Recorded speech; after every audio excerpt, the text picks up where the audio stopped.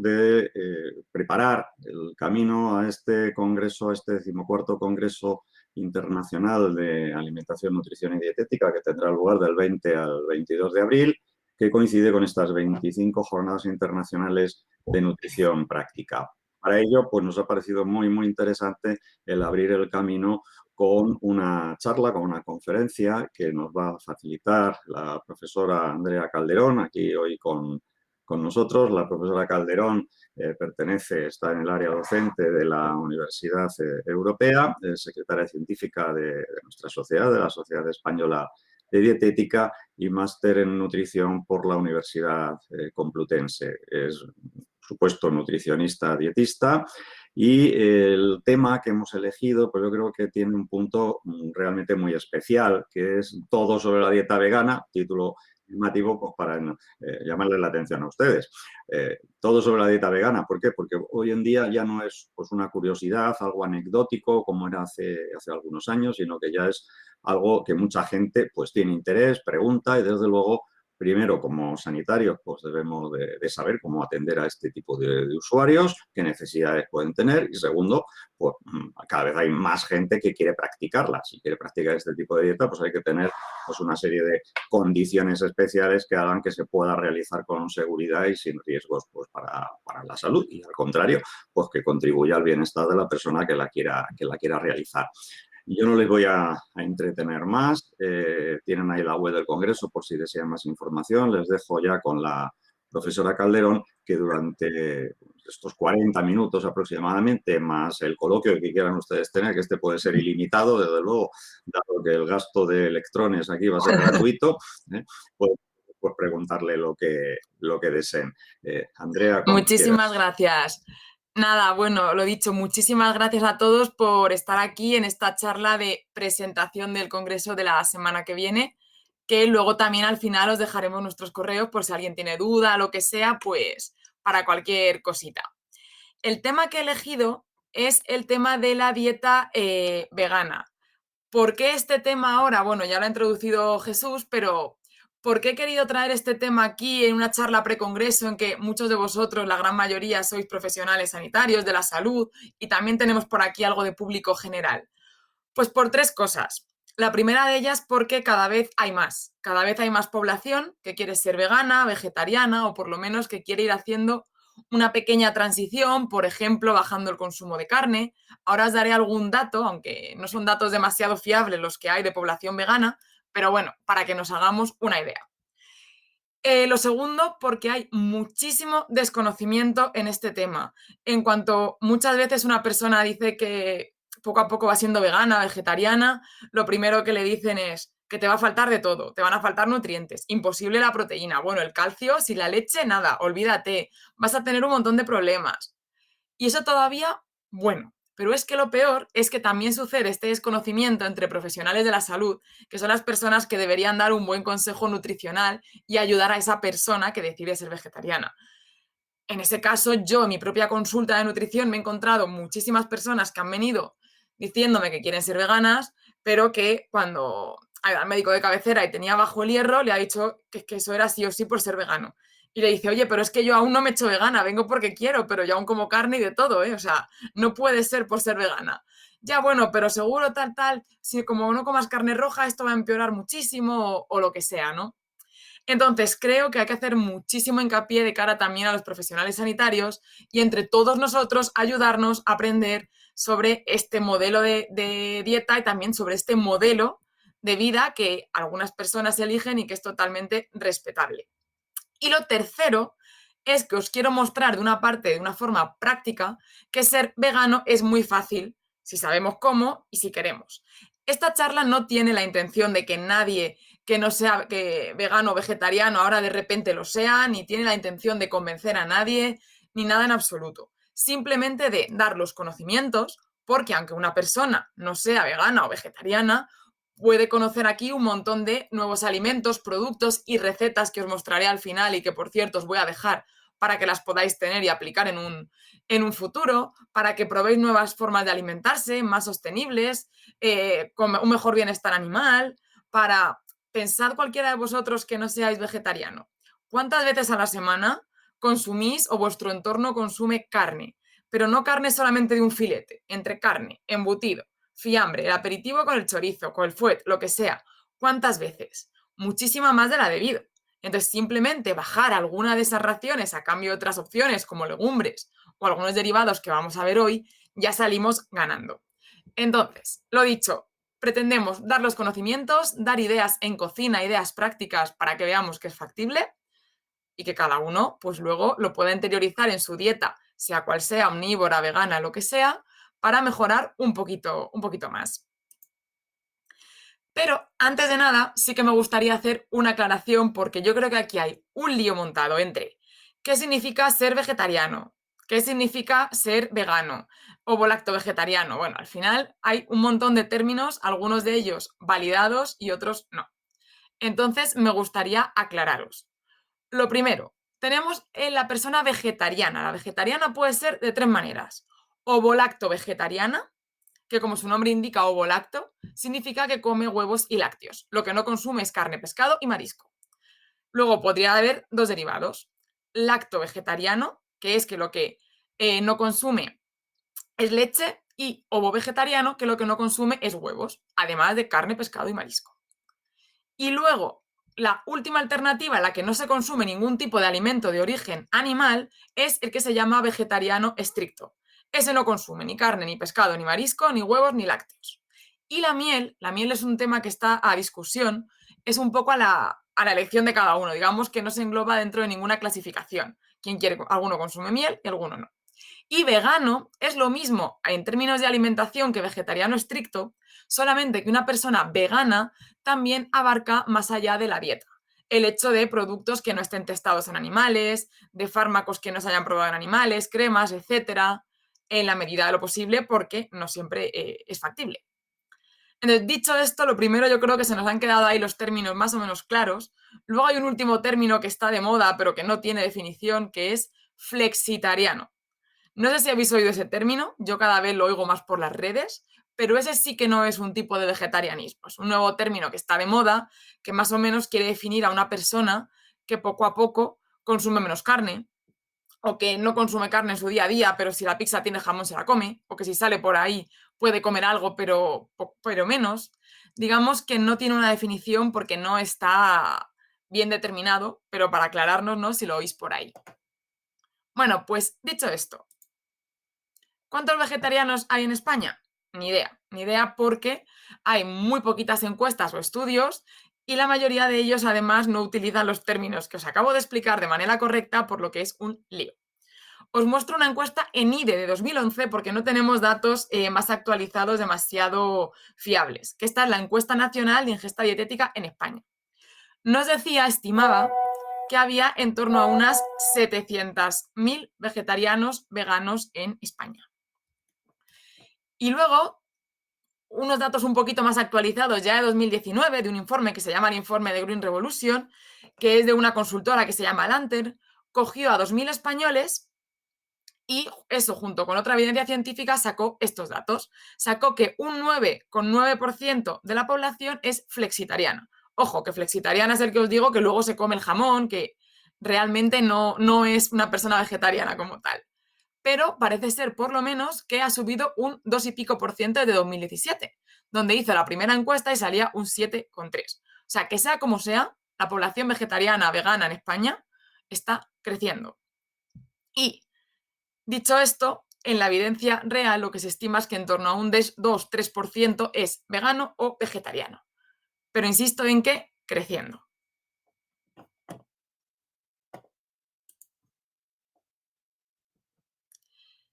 Entonces, España, de hecho, uno de los nuevos informes que se ha sacado, que aquí os dejo el recorte de periódico, dice que nos encontramos entre los 10 países más vegetarianos del mundo, que se dice pronto. Entonces, como profesionales sanitarios, creo que lo más importante, todos los que lo seáis y los que seáis público general también, que nos informemos, que conozcamos y que aceptemos esta decisión y ayudemos lo máximo posible desde sea cual sea nuestra labor. Vale, dicho esto, hay otra cuestión que se plantea cada vez más, el hecho de me vuelvo vegetariano por salud. ¿Por salud por qué? ¿Es más saludable? ¿Por qué? ¿Es más económico? ¿Es más barato? mucha gente lo cree así, u otra al contrario, es menos saludable si te haces vegetariano con todas las carencias nutricionales que vas a tener, seguro que vas a tener un montón de problemas de salud después, ¿no? Por ejemplo. Bueno, pues a día de hoy la evidencia lo que nos dice es justamente que no hay suficiente evidencia para saber cuál es la dieta más saludable. Ni entre vegetariano y una dieta omnívora cualquiera, ni entre dietas omnívoras entre sí.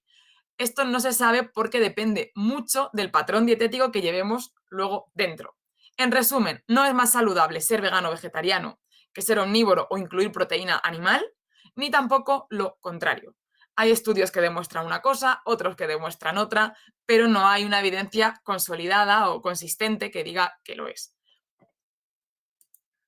Lo que sí sabemos es que va a depender de, no tanto de nuestro patrón, sino de lo que lleve dentro esos alimentos, nuestras elecciones alimentarias del día a día. Yo puedo tener una dieta vegana a base de procesados veganos, vegan free, de estos que vemos en el supermercado, que ahora, como es una moda, la industria está a tope y arramplan con los pasillos del supermercado. Una dieta rica en azúcar, bollería vegana, eso es vegano, ¿no? El alcohol es vegano. Las salsas con un montón de aceites refinados, procesados, son veganos. Una dieta base de pasta, patata, es vegano también, ¿no? Y no es una dieta saludable. En ese caso, sin duda que va a haber un montón de problemas y carencias nutricionales en esa persona vegana. Pero no por ser vegana, sino por la mala calidad de su dieta. Por el contrario, un patrón vegano también es uno rico en legumbre, verdura, fruta, frutos secos, semillas, derivados como el tofu, que entonces sí que es un patrón saludable y que entonces no va a tener, no debería ni tiene por qué tener ninguna carencia nutricional y es óptima para la salud. Muy bien, pues aquí os cuento el posicionamiento de la Academia de Nutrición y Dietética Americana. ¿Por qué os lo traigo? Porque en este tema va un poquito más avanzado y os he puesto tal cual lo que nos indica. Nos dice que una dieta vegana, es decir, 100% exenta de alimentos animales y derivados como huevos o lácteos, vegana, bien planificada es saludable, válida y óptima para la salud en todas las etapas de la vida.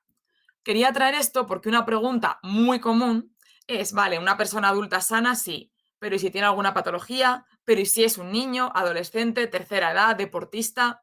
En todas las etapas de la vida se puede pautar una dieta vegana perfectamente que cubra todos los nutrientes y que sea buena para la salud, incluso en embarazo, en lactancia o en niños, que son quizá los temas más controvertidos.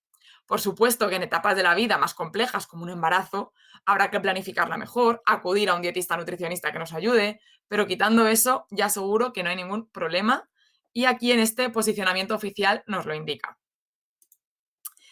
¿Qué es lo que pasa respecto al veganismo y salud? Las evidencias científicas que lo avalan o que no. Pues pasan dos cosas. Una, que todavía hay muy poquitos estudios de epidemiología nutricional con veganismo. Dos, que en España hay muy pocos. La gran mayoría de los estudios en los que nos basamos para hacer una pauta a la población general son de Estados Unidos o de otros países, pero en España tenemos los justos. Faltan más, porque bueno, nos vale un estudio de Estados Unidos, pero luego a nivel cultural, nuestro patrón de dieta, etcétera, es distinto. A la hora de hacer las recomendaciones, las cosas cambian, ¿no? Y luego, por un lado, tenemos que faltan estudios todavía, pero los que hay vamos a hacer un muy breve resumen ahora. Pero por otro lado, también quiero hacer una alerta al contrario. Hay demasiado sensacionalismo con este tema. ¿Por qué os digo esto? Fijaos, yo por ejemplo vi un estudio que salió quizá hace ya 2 o 3 años, no me acuerdo exactamente, por las redes sociales bombardeando mucho de que es que una dieta vegana aumentaba el riesgo de malnutrición calórico-proteica, o sea, de déficit de calorías, de déficit de proteína y de déficit de un montón de vitaminas y minerales varios. Digo, oye, pues qué curioso, voy a ver el estudio por dentro, ¿no? Porque no me voy a dejar llevar por ese titular. Pues es un estudio hecho en 29 hombres en el Chad, en unas condiciones que ya digo yo que la malnutrición precisamente no venía por ser vegano o no, sino venía porque las dificultades que tenían para comer fuera vegano o fuera omnívoro. Y con esos datos ya se extrapolaba que, oye, que es que la dieta vegana produce deficiencias. Entonces, lo mismo que si cogemos niños del Chad que se encuentren desnutridos y que tienen déficit en vitamina A y decimos que es que los niños en general aquí en España tienen déficit en vitamina A. A que eso no lo hacemos, porque sabemos que no tiene sentido. Pues en este caso, igual. Tenemos que leer bien con detalle los estudios, los sesgos que hay, para realmente poder hablar con un mayor rigor científico, ¿no? Bueno, pues dicho esto, así un breve resumen de veganismo y salud, decir que se ha demostrado científicamente que una dieta vegana puede cumplir al 100% todos los requerimientos, menos la vitamina B12, que sí o sí tiene que ser suplementada, porque solamente está en alimentos de origen animal. Y eso lo veremos luego con un pelín más de detalle. 2. Que no hay diferencias ni en salud, ni en riesgo de mortalidad, ni en riesgo de padecer enfermedades entre una dieta vegana o omnívora. Depende de con qué rellenemos esa dieta, nuestra despensa en nuestro día a día. Y luego sí que es cierto que hay bastantes estudios que asocian una dieta vegetariana con beneficios frente a la diabetes, prevención de cánceres, prevención cardiovascular, a nivel cognitivo, en la regulación de los niveles de colesterol, etc. Pero al final una dieta omnívora bien planificada también puede ayudar a ello, igual que una dieta mal planificada va a empeorarlo, ¿no? Entonces, no hay demasiada consistencia, ya digo. Pero un dato que sí que nos tiene que quedar muy claro es que no se aumenta el riesgo de ninguna patología por ser vegano y tampoco el riesgo de obesidad. ¿Por qué incido en la obesidad? Porque mucha gente dice, madre mía, ¿te quieres poner a perder peso con una dieta vegana? Imposible, porque todos son cereales, legumbre, si quitamos pescado, huevo, ¿cómo adelgazo? Si dejamos todos los hidratos de carbono, todas las calorías. Bueno, pues hay un montón de evidencia que avala que una dieta vegana puede contribuir a la pérdida de peso y en la prevención de la obesidad. Y nosotros quitando las legumbres de las dietas, poniéndolas ahí en alimentos prohibidos, ¿no? Que me las he encontrado un montón de veces, que para adelgazar las legumbres mal, los cereales mal, pues parece que no depende tanto del alimento, sino del cómo se planifique. Deciros que os he dejado al final bastante evidencia, como luego compartiré esto con vosotros, para que lo que hablo podáis consultarlo en las fuentes directamente vosotros. Bueno, pues dejando a un lado lo de la dieta y salud, vámonos un poco más a la práctica, directamente a la parte práctica. ¿Qué deficiencias nutricionales hay?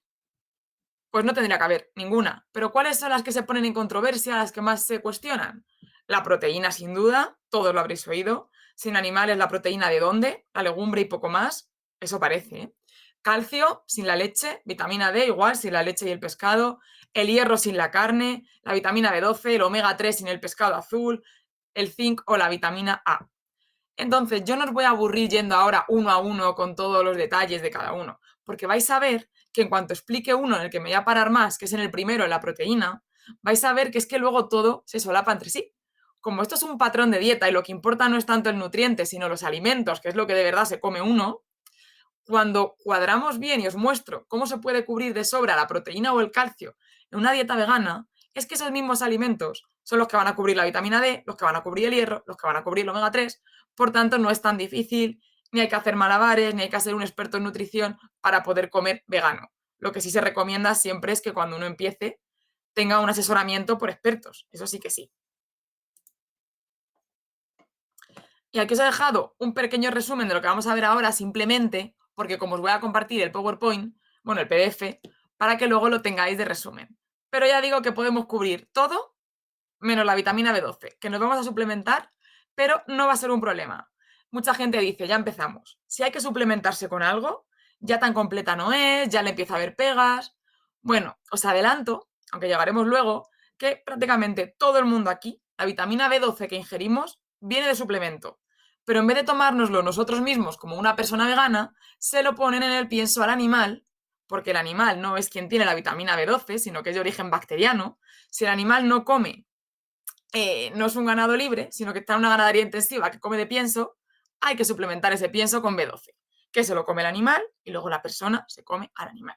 Cuestión, que la vitamina B12 la obtenemos todos, básicamente, la mayoría de las veces suplementada, pero de manera directa o indirecta. Por tanto, ese argumento lo desmontamos en quienes van en contra de la dieta vegetariana por el suplemento de la B12. Bueno, pues arrancamos con la proteína, uno de los más cuestionados y de los que más miedo da, ¿no? Sobre todo en deportistas o cuando hablamos de personas en crecimiento, adolescentes y demás. Vale, problema cero. Primero, la ingesta recomendada de proteína para una persona media va en torno a 1 gramo, gramo y pico de proteína por cada kilo peso día. O sea que si alguien pesa 70 kilos, más o menos 80, 100 gramos de proteína, con eso cubre sus requerimientos al día. Una persona omnívora que habitualmente come bastante carne y demás, toma eso y mucho más. Entonces, una persona vegana, con una dieta más o menos bien, también lo cubre de sobra. Entonces no hace falta cambiar la recomendación de proteína en una persona vegana ni tenemos que hacer nada especial. Simplemente veamos. ¿De dónde obtiene una persona vegana la proteína? Lo obtiene de las legumbres como principal fuente y derivados que ahora os voy a mostrar alguno para animaros a probarlos los que no los conozcáis, como el tofu, soja texturizada, además.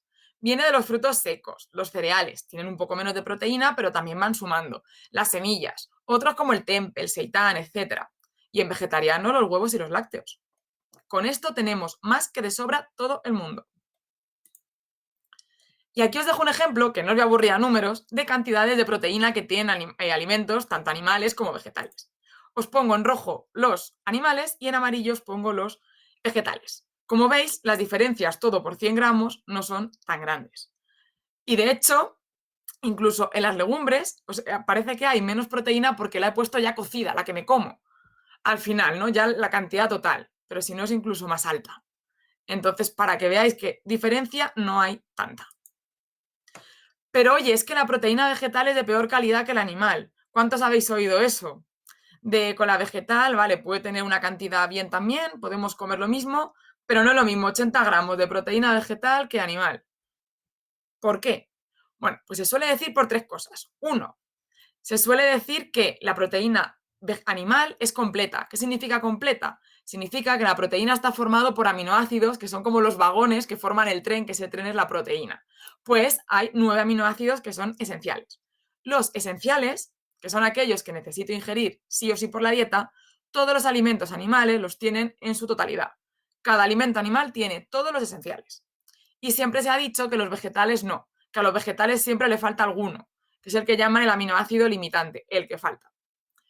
Entonces, por eso se dice que esa proteína es menos completa, es menos útil, tiene menos valor biológico y demás. Otra cosa por la que se dice que es peor es porque se digiere peor, entonces aprovechamos o absorbemos menos.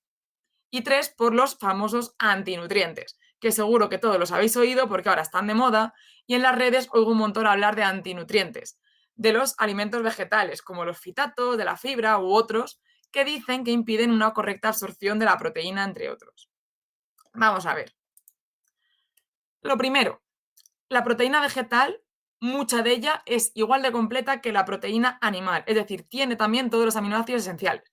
Por ejemplo, los garbanzos, la soja tiene una proteína de las mejores en calidad de las fuentes vegetales, por eso vamos a tirar mucho de ella, quinoa, etcétera, y otros. Y otros no, a otras fuentes vegetales les falta algún aminoácido esencial, pero no supone ningún problema porque está lo de la complementariedad de proteínas. ¿Qué significa eso?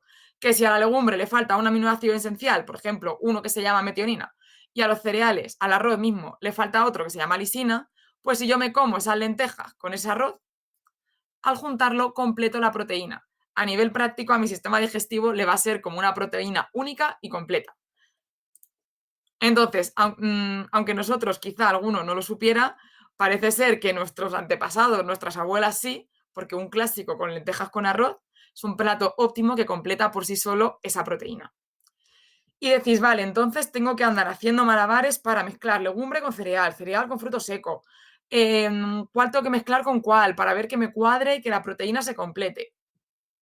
Olvidémonos, mucho más fácil que todo eso. Para completar la proteína no tiene que ser en la misma comida, sino que puede ser en cualquier hora del día. Es decir, puedo comer las lentejas y cenar el arroz. Me vale igual. En todo el día tenemos de margen para completarla. Es decir, no hay que tener en cuenta nada, porque al final, entre que en algún momento comemos legumbre, cereal, frutos secos, semilla, a lo largo del día, por sí solos se completan solas, lo cual formamos proteínas completas de mucho más valor. Fin del tema. Y luego, eso de que tiene peor digestibilidad o que tiene antinutrientes, la proteína vegetal, a priori es cierto. Tiene una pared vegetal que hace que la digiramos peor, que podamos acceder más difícil a lo que hay dentro, por ejemplo. Pero las técnicas típicas que usamos en cocina aumentan la digestibilidad de la proteína y eliminan o inactivan los antinutrientes. Por ejemplo, el remojo. ¿Cuántas veces ponemos la legumbre en remojo? Remojo y a cocer. Con eso ya aumentamos la digestibilidad, el uso de esa proteína y quitamos antinutrientes.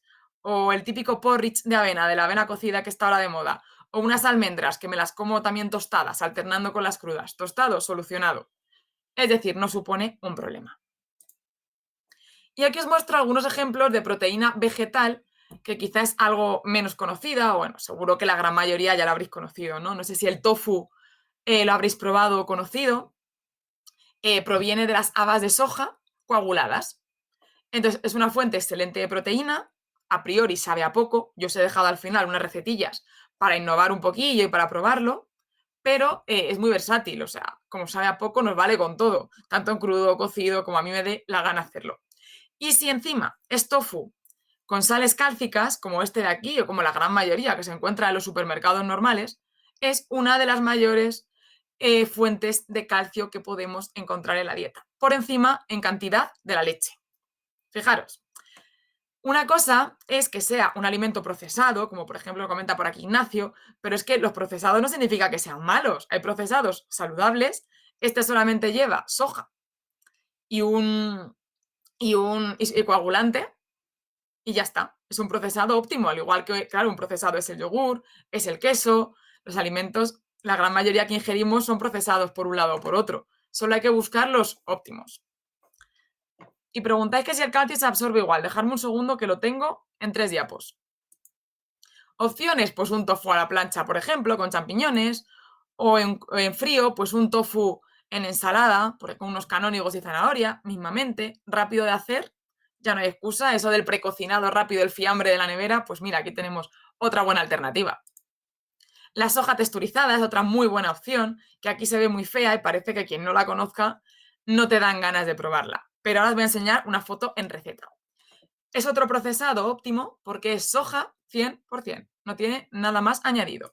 Y mirad, si vemos su composición nutricional, nos vamos a la proteína, tiene 50 gramos de proteína por cada 100, lo cual una cantidad óptima que no tiene ningún alimento animal ni ningún alimento que no sea suplemento de proteína que podamos comprar a propósito, además de fibra y demás. ¿A que así pinta mejor? Esa soja texturizada, fea de la bolsa, así apetece más. De hecho, así parece que he puesto carne y que os he engañado, pero realmente es soja. Otra opción es el seitán, que en este caso no es soja, viene de la proteína del trigo, del gluten, que es al final la proteína del trigo. Esta es una opción con una proteína de menor valor, de menor calidad, pero también una buena alternativa para meter de vez en cuando. En crudo, vuelta y vuelta a la plancha, con ensalada, verdura, como me dé la gana. El tempe, que también viene de la soja, se parece al tofu, pero en este caso las semillas de soja en vez de coaguladas son fermentadas con un hongo, el hongo Rhizopus. Tiene así un aspecto, parece el típico turrón de Navidad y también este pues queda muy bueno y también es muy muy versátil. Ya digo que al final tenemos recetas. O una marca registrada que seguro que conocéis todos ahora es el famoso Eura, que también otro que parece derivado de la soja, parece que todo el rato estamos con la soja, pero es que la gran mayoría de derivados son de soja. Otra cosa es que no significa que una dieta vegana esté todo el día comiendo soja, porque aquí os muestro derivados, pero mezclado con legumbres diferentes, con frutos secos, con otro tipo de cereales, que hay muchas más alternativas. Pero bueno, de hecho ya puedo avisar de antemano que se puede comer perfectamente varias veces soja a la semana, que no hay ningún problema a nivel hormonal, de todos los que se dice por las redes, que no aumenta el riesgo de cáncer en absoluto. De hecho, hay estudios de ingesta de soja que previenen de algunos cánceres, incluso cánceres derivados hormonales únicamente. Hay algún estudio que apunta a soja, cáncer, hay un poco en controversia. Los que se estudian con suplementos de altísima cantidad de soja, no con alimentos de fuentes naturales. Entonces, no es un problema por si alguno estaba ahí pensando, bueno, pero aún así no tiene sentido una dieta todo el rato con soja, ¿no? Porque al final buscamos una dieta variada. Estas son opciones. Eura que veis ahí, por ejemplo, queda así. También tenemos alguna opción al final. Vale, pues con la proteína me he parado más tiempo porque los nutrientes que os voy a enseñar ahora, simplemente con incluir alimentos que acabamos de ver, como la legumbre, los frutos secos, junto con verdura, junto con fruta, una dieta saludable en general, vaya, ya estamos cubriendo todo. Pero un repasillo rápido. El hierro. El hierro es un complicado que siempre dicen, ¿no? Sin carne roja no hay hierro, sin por lo menos los berberechos, almejas, el hierro imposible. Bueno, pues de nuevo mentira. No hay evidencia, ojo importante, de que una persona vegana tenga más anemia ferropénica, que es la anemia por bajo hierro, que una persona omnívora. podría tener niveles algo más bajos de hierro, ferritina o derivados en sangre, pero no anemia. Entonces, parece que el problema de primeras no es grande. Sin hablar de alimentos, la evidencia así lo indica. Pero bueno, yendo a la parte práctica.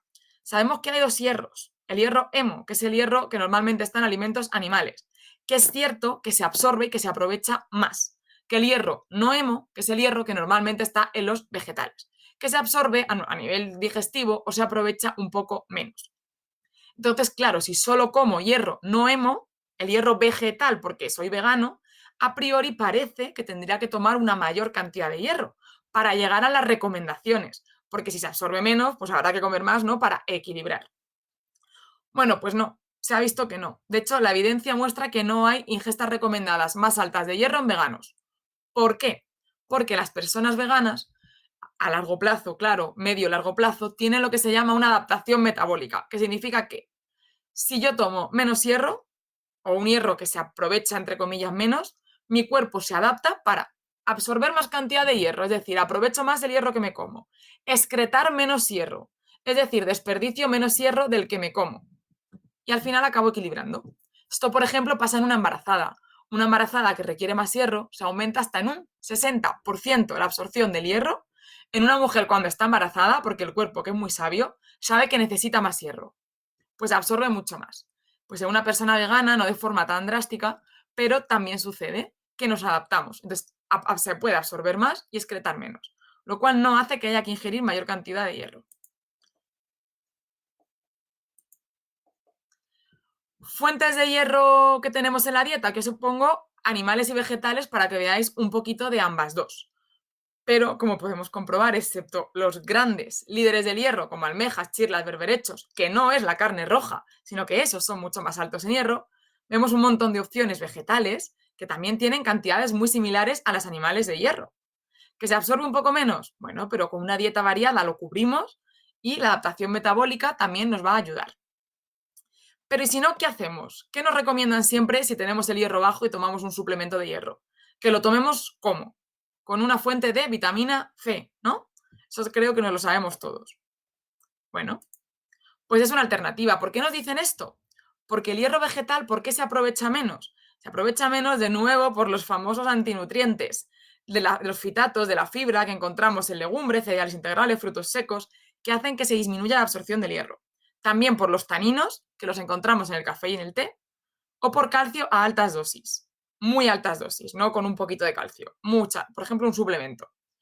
¿Qué hacemos entonces para hacer esto? Porque si no, parece que el déficit de hierro en un vegano está asegurado. Bueno, primero, ya hemos visto antes cómo los antinutrientes los inactivamos con cocción, fermentación, germinación, tostado, molido, con todo esto inactivamos eso.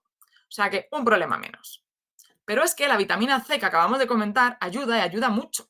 Por ejemplo, fijaos, un plato de comida fuente de hierro, pero que tiene también antinutrientes y que es vegetal, que se absorbe menos, con solo 50 miligramos de vitamina C, es decir, media naranja, una mandarina pequeña o un chorro de limón, contrarrestamos al 100% el hecho de que el hierro sea vegetal y que haya antinutrientes. Podemos aprovechar óptimamente el hierro de esa comida. Que yo he puesto un cítrico porque es como lo más común en vitamina C, pero al final con meter verdura en el plato es suficiente. No hay por qué andar acompañándolo de cítricos. Pero es que si encima como una dosis de vitamina C mayor, es decir, en vez de media naranja me como la naranja entera, incrementamos hasta incluso en un 30% más la absorción de ese hierro. O sea que todavía hasta lo optimizamos siendo vegetal. Sí que es cierto que con los taninos no pasa igual. Es decir, con el café y con el té, la vitamina C ayuda muy poquito, entre un 2 y un 8%. Aquí sí que no nos queda más que procurar separar café y té de las comidas principales o de comidas muy ricas en hierro.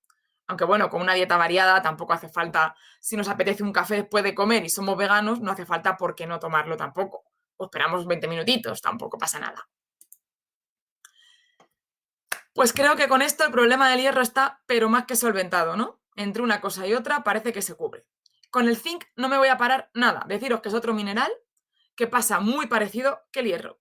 Que parece que a priori sin fuentes animales imposible de cubrir, que va a haber deficiencia y demás. Bueno, pues de nuevo no. La población vegana tiene niveles un poquito más bajos de zinc, pero no tiene deficiencia y no le supone ningún problema. Y al igual que con el hierro, el cuerpo se adapta metabólicamente. Es decir, que como menos zinc, absorbo más zinc y excreto menos. Optimizamos el aprovechamiento del zinc y problema parece ser que resuelto. Aún así, os dejo aquí las fuentes principales de zinc, animales y también vegetales, para que lo tengáis y para cuando vuestra consulta posterior. Y llegamos a dos de los grandes cuestionados en la dieta vegana, que son el calcio y la vitamina D. ¿Qué pasa con el calcio y con la vitamina D? Pues de nuevo pasa que la población vegana no tiene niveles más bajos en una dieta bien planificada, no tiene más bajos de ninguno de los dos.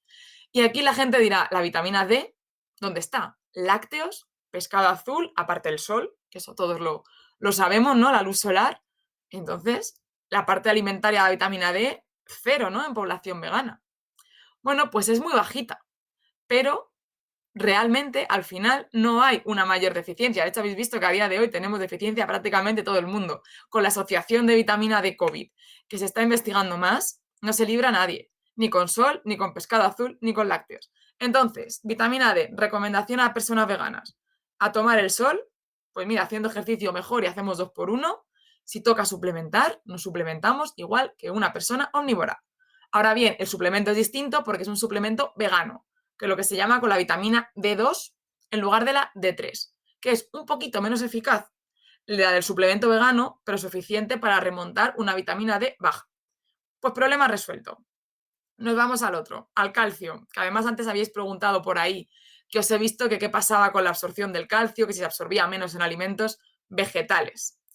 Bueno, pues con el calcio, como con el hierro y con el zinc, pasa lo mismo. Adaptación metabólica. Un vegano con el tiempo absorbe más calcio, excreta menos calcio. Entonces, parece ser que no supone un problema. Pero es que una persona vegana no tiene por qué ingerir menos calcio en la dieta que una persona omnívora. Aquí os he dejado las fuentes de vitamina D, pero paso directamente a las del calcio. ¿Dónde está el calcio? Aparte de la leche, el calcio no es leche, una con otra, hay muchos más. Tenemos el tofu que hemos visto antes, tenemos bebidas de soja enriquecidas en calcio, las almendras, las legumbres, las semillas de sésamo, el brócoli, el kale, tienen un montón de calcio, de sobra, para que no tengamos que depender de los lácteos para tener calcio. Que veamos que hay luz más allá en este tema, ¿no? Bueno, pues os muestro. Porque antes me habéis preguntado, y muy bien preguntado, que una cosa es la cantidad de calcio que tenga un alimento y otra es que me habéis dicho que si los alimentos vegetales absorben o aprovechan menos el calcio que los animales. Bien, pues lo cierto es que no sucede eso. Mirad, yo aquí os he dejado una tabla ejemplo, con la fuente aquí debajo, pues si alguien quiere indagar un poquito más, de el contenido en calcio por 100 gramos de un listado de alimentos. El primero de ellos, quedaros con el primero, que es la leche, para comparar con otros, leche de vaca. Y la segunda columna es, ¿cuál es el porcentaje de calcio que se absorbe? Y entonces la tercera columna, que es la más útil, en la que nos tenemos que fijar, que nos dice cuál es la cantidad de calcio final absorbida o que aprovecho de ese alimento. Vale. Pues como podemos ver, os lo pongo un poquito más fácil, si la leche de vaca la comparamos con la col rizada, ¿quién había oído que la col rizada era rica en calcio? Vemos que aunque la col rizada tiene menos calcio, como se absorbe más, la cantidad final que aprovechamos de col rizada respecto a la leche es la misma. Cierto es, que muchos lo estaréis pensando, que claro, un vaso de leche de vaca me lo tomo en un trago, 100 gramos de col rizada, ¿cuándo me como yo 100 gramos de col rizada habitualmente? Bueno, pero es que para eso está la col, la bebida de soja, las almendras, las legumbres, un montón de fuentes diferentes. Cuando no es una, es otra, y con eso de sobra. Y aquí os pongo un ejemplo.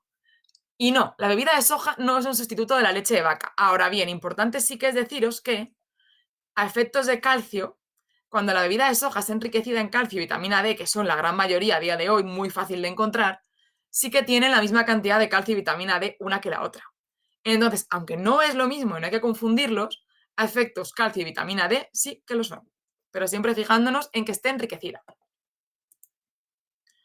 Y dos de las principales fuentes mayores de calcio de la dieta de una persona, tanto omnívora como vegana, os recuerdo que era el tofu con sales cálcicas y también las almendras. Dos de los grandes, que esto junto con la semilla de sésamo lo recomiendo yo mucho también, por ejemplo, en personas embarazadas, que buscan un aporte extra de calcio. Este calcio se absorbe igual que el calcio de la leche. Hemos visto que el de la leche era un 30%, pues este se absorbe un 31% uno y un 21% otro. Pero es que la cantidad final de calcio que obtenemos en 100 gramos es más alta que la de la leche. Aunque no vamos a tomar 100 gramos de almendras, pero sí, se absorbe igual o incluso más en algunos casos. Lo aprovechamos igual, no hay problema. Un ejemplo, cómo una persona vegana cubre el calcio del día. Me levanto, me tomo una bebida de soja enriquecida en calcio y una semilla de sésamo. Por ejemplo, entre horas me tomo lo que sea, una fruta, lo que yo quiera, con unas almendritas, y a lo largo del día cae o una ración de tofu, o una ración de alubias, o de garbanzos, o de otra legumbre, o ese día de cale, o de col, o de lo que sea. Cumplido. Con eso ya cubrimos el calcio de la dieta. Un día de esta manera, un día el de otra, un día yogur de soja en vez de leche, otro día... Es fácil. Y terminando con las controversias de la dieta vegana, llegamos al omega 3, igual que no hay calcio sin leche, no hay omega 3 sin pescado azul, ¿no? O si no, que alguno me dijera si se conocía fuentes de omega 3 diferentes al pescado azul. Y no vale los que sois nutricionistas o los que sois de mi clase, porque aquí reconozco a varios alumnos míos también, esos no vale porque machaco mucho con eso normalmente. ¿Conocéis fuentes de calcio? O sea, perdón, fuentes de omega 3 distintas al pescado azul. Bueno, pues de nuevo volvemos a que la evidencia nos dice que una persona vegana no tiene ningún tipo de problema asociado al omega 3 ni ningún tipo de riesgo para la salud relativo a si consume o no menos omega 3. Es decir, omega 3 que es antioxidante, antiinflamatorio, para la salud cardiovascular. Bueno, pues justamente factores, valores que una persona vegana que come sano los tiene muy bien y no tiene ningún tipo de riesgo cardiovascular aumentado. A día de hoy, para comparar, no está muy claro cuáles serían los niveles óptimos de omega 3. Entonces, no podemos calcular en base a una cifra exacta. Pero sí que sabemos que no supone ningún problema para la salud. De hecho, una persona omnívora va a obtener omega 3 de pescado azul o aceites de pescado, y una persona vegetariana va a obtener otros tipos de omega 3, porque omega 3 no es un componente, es una familia de componentes, va a obtener otros tipos, otros ácidos grasos de omega 3 diferentes en fuentes como la semilla de chía o de lino, los frutos secos destacando las nueces, legumbres destacando la soja, que además esos componentes que tienen estas fuentes vegetales, este ácido graso omega 3, en nuestro organismo se convierte en el ácido graso omega 3 de ese pescado azul. O sea que a efectos prácticos viene siendo más o menos lo mismo. Y si no, en algún caso que hubiera que suplementar, se puede, pero no hay ninguna evidencia de que se recomiende que población vegana de por sí se tenga que suplementar, solamente en casos concretos. Quizá en niños pequeños, en personas mayores, en embarazo, pero la evidencia dice que no está muy claro que haya una necesidad y mucho menos dar por dar suplemento. Aquí os dejo algunas de las fuentes más ricas en omega 3, vegetales y animales, para que comparéis. De todas maneras, en el omega 3 hay una cosa muy importante, y es que nos preocupamos mucho de cómo cubrir ese omega 3 con el pescado azul, las nueces, lo que sea. Pero es que lo realmente importante no es solo eso, es que haya un buen equilibrio entre las grasas que se llaman omega 3 y las grasas que se llaman omega 6. Problema que de las omega 6 comemos mucho. ¿Dónde están? En los aceites refinados, de las salsas, las bollerías, los precocinados, las pizzas, etcétera, etcétera. Entonces, no solamente hay que preocuparse de tomar más semillas o nueces, sino también de bajar productos procesados de mala calidad muy ricos en las grasas omega 6, porque las tenemos a un desequilibrio así, omega 3, omega 6.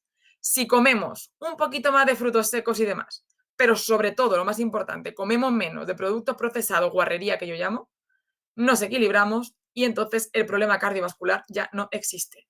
No es tanto una cosa, sino son las dos, las que tenemos que igualar y que tenemos que tener en cuenta. Primero, procurémonos en quitar lo que comemos mal y luego ya rellenaremos los huecos con opciones saludables.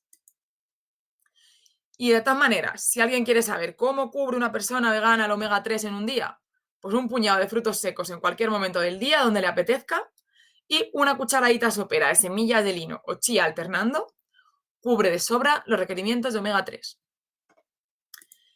Y como llevamos varias veces mencionando las semillas de chía, de lino o de sésamo que hemos hablado en el caso del calcio, más de uno dirá, genial, pues las introduzco en mi dieta, o yo ya las introduzco. Pero ¿cuántos de vosotros las introducís bien? Porque si me las como así, tal cual, como yo veo que mucha gente cuando viene, por ejemplo, a mi consulta hace, no es adecuado. Mucha gente viene a consulta y me dice que lleva 2 meses espolvoreando las semillitas en la ensalada. Bueno, pues no pasa nada, no está mal, pero tampoco bien porque es una semilla que tal cual entra, sale y la estamos desaprovechando. ¿Qué hay que hacer? Hay que procesarlas previamente. Y aquí os dejo una infografía de información.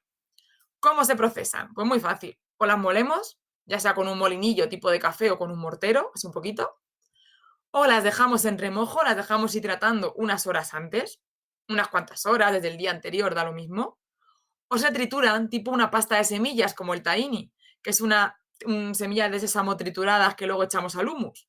Y con eso ya está. Ya las podemos echar donde queramos. En un yogur, o en una persona vegana, un yogur de soja, en un zumo, en agua hidratada, molida y luego las polvoreo en mi ensalada, en mi puré, donde me dé la gana. Pero ya sé que ya son útiles. Un ejemplo aquí de molida, un ejemplo de hidratada, por ejemplo, el famoso pudding de chía, como vemos aquí, o un ejemplo de pasta como el tahini. Tostarlas también vale.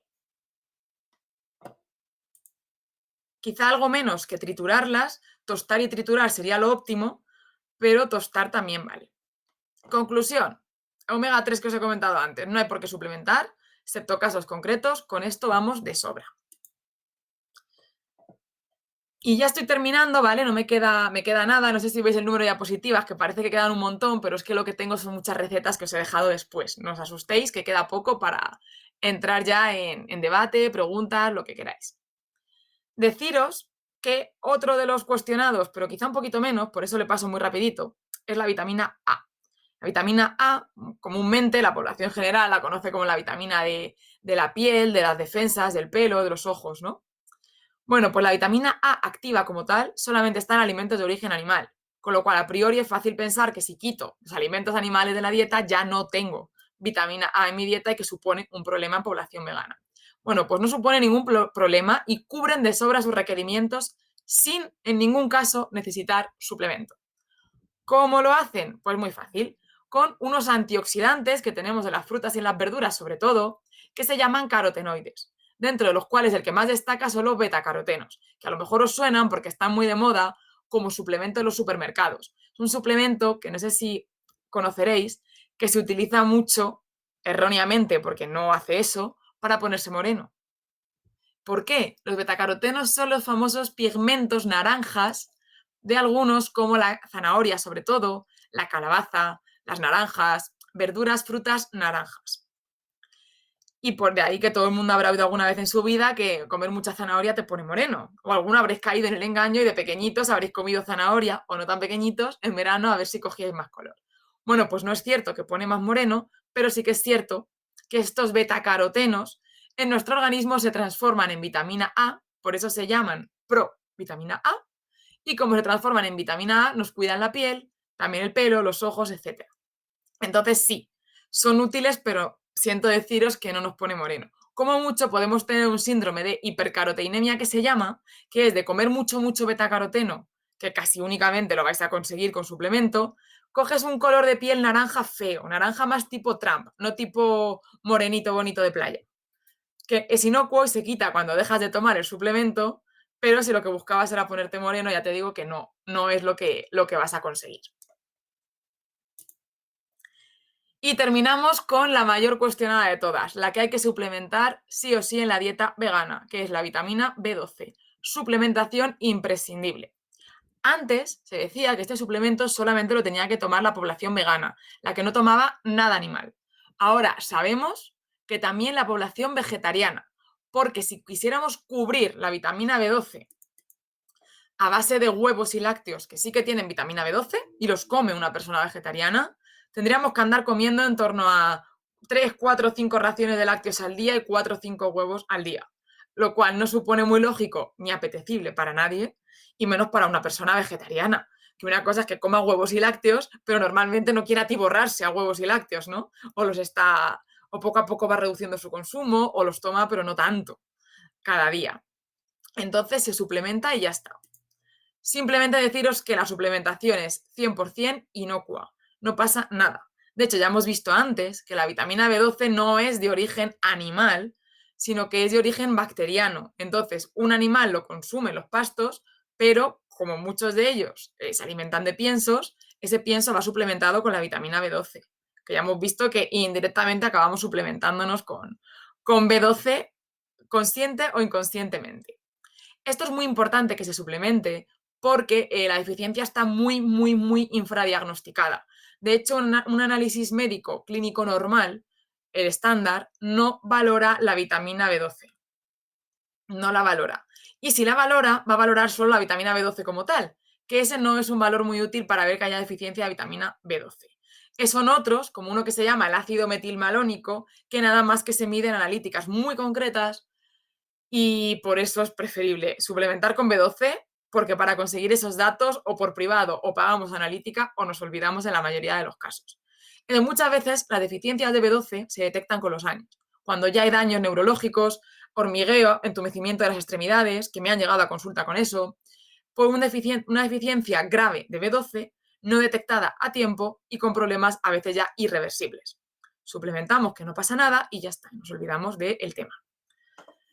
¿Cómo se suplementa? Pues me preguntaban por aquí, uno de los más utilizados es la cianocobalamina, porque es uno de los que más ayuda, el principio activo. Metilcobalamina, como preguntáis por ahí, también es un principio activo adecuado. Pero os iba a mostrar aquí ahora mismo. Los más utilizados son los de la cianocobalamina. Se puede además suplementar de manera muy fácil. Se puede tomar suplemento diario, 2 a la semana o una megadosis semanal, según si tomamos 500, 1000 o 2000 microgramos. Un día a la semana, no tardamos nada, no pasa nada y nos lo quitamos de encima de una. Y último dato, y cierro. Las algas no son fuente de vitamina B12. Muchos veganos tiran de algas y de alimentos fortificados para cubrir la B12 porque creen que así se ahorran el suplemento. Las algas son fuente de un análogo de la vitamina B12. Es decir, que se parece, de ahí el nombre de análogo, pero que no lo es. Si hacemos una analítica en sangre y valoramos la vitamina B12, nos pueden dar bien los niveles, pero es una vitamina que no es funcional porque no es la B12 real. Engaña, falsea analíticas. No es malo comer esas algas, pero no como fuente de B12 ni atiborrarse a ellas, que tampoco es una buena alternativa. Y dicho esto, espero que este recorrido os haya sido práctico y útil de ir poco a poco desmitificando todos los problemas que se dan a una persona que quiere ser vegana o que quiere reducir consumo de alimentos animales, que veamos que es muy fácil. De hecho, ya aquí os he dejado un ejemplillo de un esquema semanal para que podáis ver que es fácil y no solamente que se come lechuga y tofu, que la dieta de un vegano va mucho más allá, hay muchísimas alternativas. Esto es un ejemplo de un esquema semanal variado. Y sobre todo, lo que más os puede interesar, las ideas de receta vegana que os he dejado aquí detrás. Algunas opciones de hummus, que es una excelentísima fuente de calcio y proteína porque mezclamos sésamo y garbanzos, dos fuentes de calcio muy potentes. Y como a mí el hummus vais a notar que me gusta mucho, pues tenemos hummus normal, hummus con pimiento de piquillo, hummus con anacardos, excelente, mi favorito, distintas variedades con aceituna negra, bueno, con una u otras opciones. Os he dejado falafel de garbanzos para que veamos ideas diferentes de consumir legumbres con harina de garbanzo, por ejemplo. Las estoy pasando rápido porque son para vosotros, ahora simplemente os las muestro. Os he dejado opciones con soja, la soja texturizada que os he mostrado antes, aquí tenéis la receta. Otra con soja texturizada tipo albóndigas, con tomate triturado. Otras, por ejemplo, que van con brócoli. El brócoli va interno, dentro de la hamburguesa o de la albóndiga de soja texturizada y queda riquísimo. Tofu, las que os he mostrado antes aquí tipo receta. Muchas son súper simples, pero es que la idea no es complicaros la vida. La idea es que quien quiera ideas vea que es muy fácil y veis el relojito que en 10-12 minutos tenemos un plato vegano saludable, con lo cual no es excusa tirar de procesados veganos que solamente son harina refinada, grasa refinada, azúcares, sal. No los queremos en el día a día. Y todo este tipo de recetas, entre horas, lo mezclamos con fruta, frutos secos, semilla, lácteo y huevo el que tome. Snacks diferentes, cereales como la avena, que es un cereal muy alto en proteína, muy útil en vegano. Y es que lo tenemos de una forma muy fácil y sencilla. Os he dejado aquí la bibliografía más útil, más potente, para quien le apetezca indagar un poquito más. Y por mi parte deciros que Me alegro de muchísimas gracias de verdad a la SEDCA por dejarme este rato para hablar de dieta vegana, porque creo que hace mucha falta que los nutricionistas hablemos de esto y que a la gente le llegue y pueda conocer un poco más y ver que es fácil y que es factible, ¿no? Aquí tenéis mi correo y mi Instagram para lo que sea. Y dicho esto, pues damos paso a preguntas, debate, todo lo que os apetezca comentar. Y muchísimas gracias a todos por vuestros comentarios.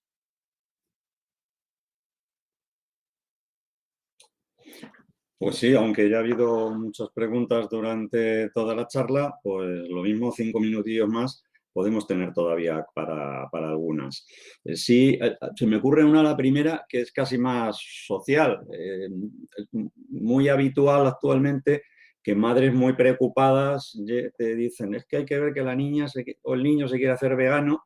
Y claro, son gente muy joven, adolescentes, en plena pelea de de revalorización de la identidad y que van a pelearse con su madre, con su padre, con el que haga falta porque sus amigos quieren, pues le han convencido de que ser vegano es bueno. O a él lo ha leído, le ha gustado, pero claro, no tiene los conocimientos suficientes y eso quizás pues, pueda ser todavía más complicado. Esto lo ves mucho en consulta, piensas que es un problema o realmente un adolescente temprano, o sea, chavales de 12, 13 años, 14, pueden estar capacitados para hacer esta dieta sin que le suponga pues, un problema al final pues, por desorganización, por que me llevo de bocadillo al colegio, A ver, lo etcétera, he etcétera. tenido, no al adolescente con el padre, pero sí al padre o la madre en consulta que venían para este tema. De hecho, también es una simulación que yo hago con mis alumnos en la universidad, con actores, de que viene un padre con una madre con un adolescente vegano en consulta a ver también cómo lo abordarían ellos, ¿no? Porque es que es un tema cada vez más frecuente.